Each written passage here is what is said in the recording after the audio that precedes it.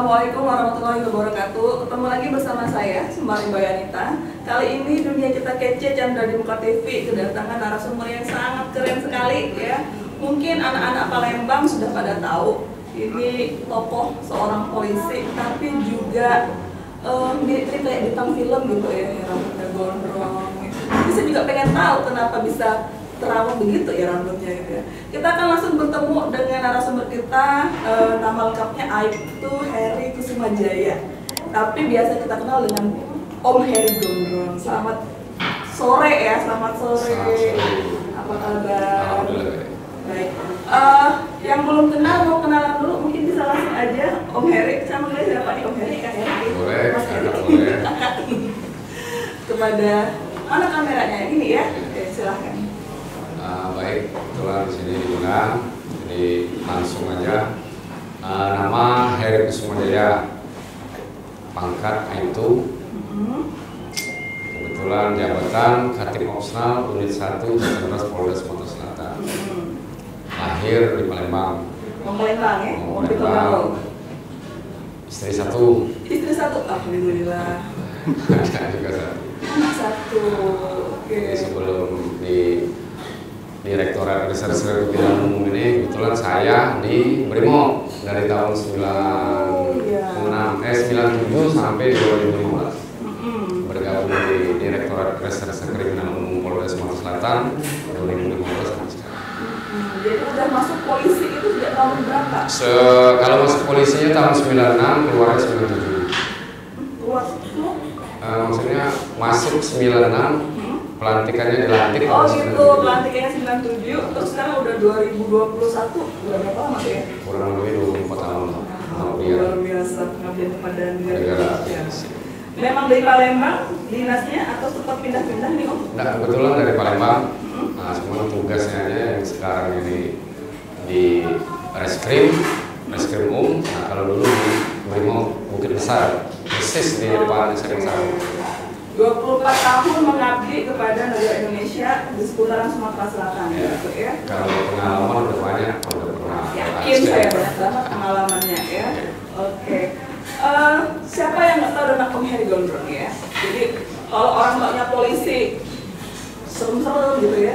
Ini serem tapi kok seneng banget kita ngeliatnya. Saya juga follow Instagramnya. Saya juga suka ngeliat YouTube-nya di Sumsel Receh gitu Iya, ya. betul. Kita pengen tahu pertama kali suka bermain juga di ranah sosial media, kan ini anak komunikasi semua. Setahu saya itu ketika ada begal atau ini ya parkir liar itu ya. Parkir liar. Pertama kali tiba-tiba muncul kemudian banyak polisinya. Ini saya cerita. Oh, kalau bermain di media sosial ini saya jelasin dulu ya Bu ya. Boleh. Jadi mungkin masyarakat juga belum mengerti betul bagaimana tugas-tugas polisi ini. Karena banyak polisi ini mungkin ada yang berpakaian dinas, ada yang berpakaian preman dan sebagainya. Nah, jadi kita mulai bermain di media sosial itu memberikan kepada masyarakat itu mungkin pada saat waktu mau Asian Games kemarin. Nah, jadi dari situ kita kenalkan kepada masyarakat bahwa ya seperti inilah tugas-tugas kepolisian gitu kan. Jadi mungkin masyarakat kadang menilai itu polisi ini kadang sama, kadang kan beda kan. Maksudnya sama tapi beda fungsi-fungsi kerjanya. Beda fungsi-fungsinya. Nah, kebetulan kalau Heri yang gimana nih? Kalau kita ini kebanyakan fungsi kita ini di penindakan, setiap ada tindak pidana kita harus mendatangi TKP dan di situ kita olah TKP. Mungkin kalau kita sudah tahu identitas pelaku, mungkin kita melakukan penangkapan dan sebagainya. Kalau kita melihat sosial medianya, mungkin kebanyakan atau terlalu sering lihat Om Heri nggak pakai baju dinas ya? Ya, betul. Pakai preman terus ya? Jadi di Reskrim Umum ini ada yang berpakaian dinas, dia itu Reskrim Umum ini mungkin putih, hitam, pakai dasi. Itu mungkin yang di bagian penyidik. Nah, jadi kita di bagian lapangan, di opsionalnya ini ya memang kehidupan kita sehari-hari ya seperti ini lah. Berbau sama masyarakat. Berbau. Itu yang kayak gitu mungkin cepet dapet ya penjahat-penjahatnya gitu ya. Tapi kalau pakai seragam tuh hari apa aja nih? Kalau pakai seragam mungkin saat-saat lagi ada mungkin kayak kemarin kita pakai seragam itu mungkin kasih Kapolda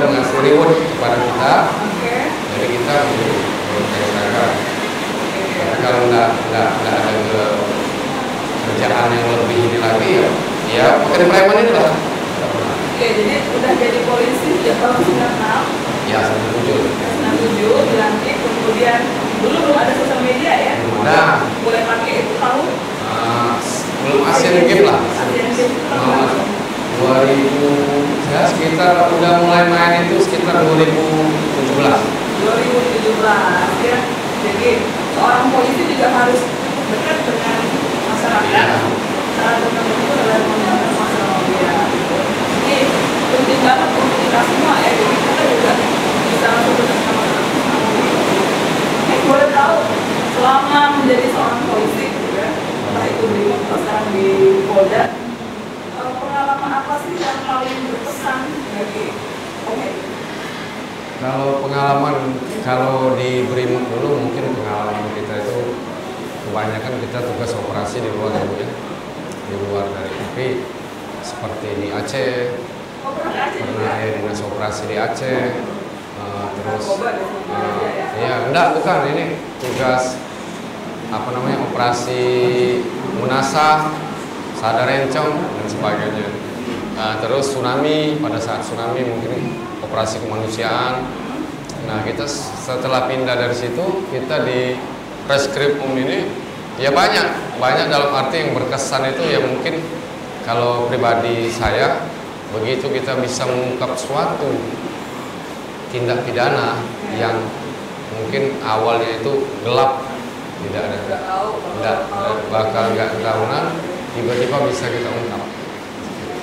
Itu yang paling berkesan. Nah, yang paling berkesan itu seperti kejadian yang mayat dibakar itu Oh, gimana itu? di OI. Oke, kalau kita akan tahu lebih lanjut ya, nanti cerita di mana itu dan kenapa kita ya, di segmen berikutnya. Tetap bersama saya, bersama kita dan Om Heri di Dunia Kita Kece.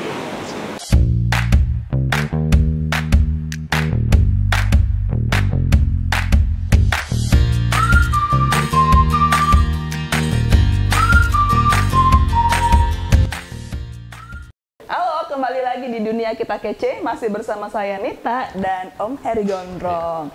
Tadi segmen pertama kita udah ngobrol banyak hal tentang Om Heri. Kita akan lanjut lagi, penasaran tadi terakhir kita ngomongin tentang mayat yang terbakar di Ogan Ilir. Itu yang paling berkesan ya? Ya, dulu itu paling berkesan waktu pengungkapan kasus siapa nama itu lupa saya. Korbannya cowok cewek? Asri, kalau pelakunya Asri, Ina Antimurti. Jadi mungkin permasalahan itu permasalahan narkoba, mungkin ada keles. Jadi pada saat itu dibunuh. Setelah dibunuh, mayatnya dibawa pakai mobil pickup. Setelah dibawa, dibuang di suatu tempat, terus dibakar bersama spring bed. Spring bed, iya. Spring Heboh bed, ya. banget itu emang. Pada saat itu kita alhamdulillah mungkin berkat doa masyarakat, berkat dorongan pimpinan dan alhamdulillah cepat terungkap. Iya. Kurang lebih berapa hari lah, pokoknya nggak sampai kurang lebih 2 atau 3 hari waktu itu bisa terungkap alhamdulillah. Terungkap karena memang diselidikin ya. Nah, terungkap di situ kita selidikin. Jadi aktor pelakunya ini awal kita menangkap itu pertama dari yang tunawicara. Oh gitu. Nah, jadi salah satu dari pelaku 5 pelaku ini salah satunya nih Nggak bisa bisu, ngomong, nggak oke. bisa ngomong. Jadi kita minta bantuan dengan ahli bahasa kebetulan dari Universitas Sriwijaya waktu itu datang ke Polres untuk berbicara dengan tunawicara ini yang salah satu pelakunya nih yang Dan berhasil dia kita ngaku amankan. duluan ya? Iya. Baru setelah dia ngaku baru Ketemu berikutnya tuh 4 orang lagi. 4 orang lagi alhamdulillah berhasil kita tangkap. Sadis banget memang Nah, pembunuhannya. jadi kejadiannya di Muarainim, Oke. TKP pembunuhannya di Muarainim, TKP pembakarannya di Ogan Oh, Ilir. beda tempat. Beda tempat. Jadi dua tempat. Pembunuhan dengan pembakaran mayat itu tadi Untuk dua tempat. menghilangkan jejak ya maksudnya Menghilangkan pembakaran jejak. gitu. Tapi malah ketahuan ya. Tahunan. Kok sama spring bednya dibakar. Sama spring bednya dibakar. Pelakunya perempuan atau laki-laki semua itu? Pelakunya kebetulan kalau seperti pengakuan dari mereka ini dia pernah nikah siri kan, nikah Oh, siri gitu. atau ada hubungan, yang penting dia ada hubungan, mereka itu ada hubungan. Jadi memang sudah kenal, jadi ya mungkin sudah kemasukan ini apa-apa ya lakukan pembunuhan itu. Iya, jadi kalau kita melihat memang kejadian-kejadian kriminal di Sumatera Selatan itu heboh-heboh semua ya Om ya. Iya, Bu. Kematian orang dibunuh di spring bed, kemudian kemarin juga ada yang di hotel gitu ya. Heboh banget. Jadi yang menurut Om Heri dari yang beberapa kasus-kasus yang selama ini Om Heri tangani, dari yang mungkin sebutin 3 kali yang paling heboh. Yang paling heboh mungkin yang menyita perhatian publik masyarakat Sumatera Selatan khusus Kota Palembang itu sebelum yang kasus pembunuhan Inah Antimurti itu yang pembakaran mayat itu dulu pernah kami ngungkap suatu kasus mungkin pernah itu menyita perhatian publik dan atensi juga dari pimpinan kita kebetulan Bapak Kapolda pada saat itu Irjen Agung Budi Marioto itu pembunuhan calon pengantin. Itu calon pengantin itu pelakunya itu Asworo, mungkin sudah divonis berapa tahun. Itu kami sampai kejar itu pelaku itu bulan puasa, baju nggak bawa, baju yang ada melekat di badan, celana. Keringet-keringet lah ya. Jadi itu kami kejar pelaku itu sampai 14 hari, 2 minggu. Wow. Nggak pulang-pulang. Bulan puasa, baju nggak bawa, kami kejar. Itu kami keliling di Lampung itu termasuk juga sampai ke Oku Timur dan Oku Selatan pada saat itu. Alhamdulillah pas hari ke-14 pelaku berhasil kita tangkap di Bandar Lampung. Alhamdulillah. Nah, itu yang satu. Baru yang kedua pembunuhan Inah Antimurti yang tadi yang barusan saya bilang itu yang menyita perhatian publik masyarakat Sumatera Selatan. Nah, yang terakhirnya itu mungkin juga menyita perhatian masyarakat Sumatera Selatan dan atensi dari pimpinan kasus pembunuhan Grab ojek. Gojek yang mayatnya ketemu di daerah Pempek itu Tanjung Api-Api, bukan yang pertama, yang tinggal tulang belulang. Itu pelakunya itu. Itulah yang pertama kali. Sudah banyak yang kita lakukan penangkapan dari yang pertama kali kejadian Gojek sampai yang terakhir juga banyak. Jadi saya percaya memang pernah nggak sih mengalami insiden hampir kehilangan nyawa juga gara-gara berseteru sama penjahat-penjahat ini Om? Ya, bisa dibilang seperti itu karena itu sudah risiko kita. Jadi sebelum kita melakukan penangkapan, kita sebelum melakukan penggerbekan itu mungkin kita diawali dengan APP dari Kanit atau Panit dulu. Apakah seorang polisi juga harus bisa bela diri? Ya, wajib karena kita sudah dari kita pendidikan sampai kita sekarang melaksanakan dinas tugas, ya memang wajib kita harus apalagi bisa. Kalau bagian-bagian kejahatan kriminal kayak gini ya? Iya, kejahatan. Oke, kalau yang pakai ilmu-ilmu biar anti tembak peluru itu benar nggak Om? Ini banyak. Itu kan kadang kan itu bisa dibilang kita kita percaya sama Allah ya yang di atas. Jadi itu kalau bagi saya itu ya bukan kita nggak percaya karena kita ini percaya nggak percaya, tapi kita nyerahkan kepada Allah ya kalau memang orang jahat itu ya. Nah kemudian terakhir ya sebelum kita tutup untuk segmen ketiga, bagaimana dengan keluarga melihat jabatan kerja sebagai seorang polisi yang pasti akan nyawa bisa melayang juga gitu kan? Ya kalau keluarga pasti ada ya. Kalau keluarga pasti ada, apalagi mungkin seorang istri, anak melihat suaminya. Tapi ya alhamdulillah mungkin berkat dari doa istri kita bisa menjalani tugas ini ya lillahi ta'ala, didukung. Kalau komplain sih udah banyak komplain memang setiap kadang belum pulang-pulang. Kadang malam kita di rumah di telepon pimpinan berangkat 24 jam kerja. Oke. Ya baik, menarik sekali kayak yang pengen cerita terus ya, tapi kita harus stop dulu, nanti kita akan lanjut lagi di segmen berikutnya, tetap di Dunia Kita Kece.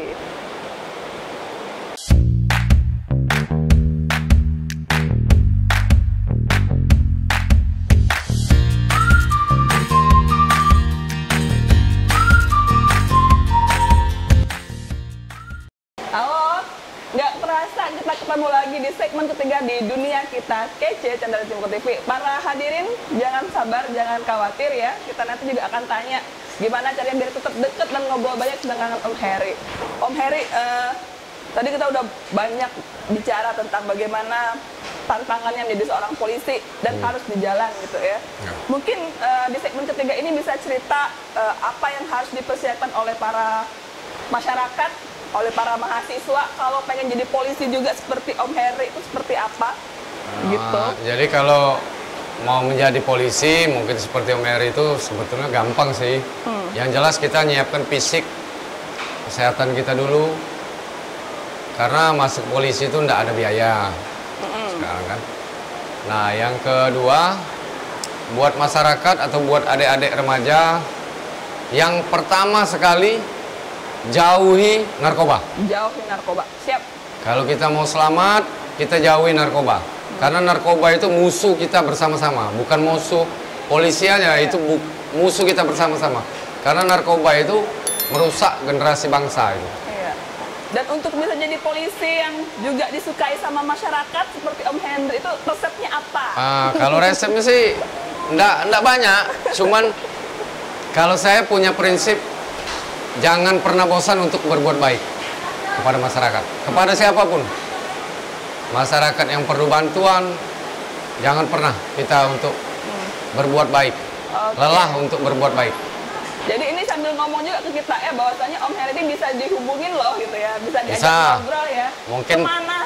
Mungkin bisa DM ke Sumserece, ke admin, atau ke IG Heri Gondrong 6000. Nah di situ bisa DM atau tag di situ nanti admin kita ini. Iya, kayak kita nih ya, bisa langsung wawancara ya dengan bisa. Para kru Chandra di Muka TV. Oke, mungkin ada pesan-pesan juga kepada para pemirsa Chandra di Muka TV. Apa aja tentang bagaimana mungkin menghadapi kriminalitas di masa COVID-19 atau melihat orang Palembang ini memang agak-agak keras gitu ya, macam-macam aja bentuk kriminalitasnya, kita suasana seperti apa?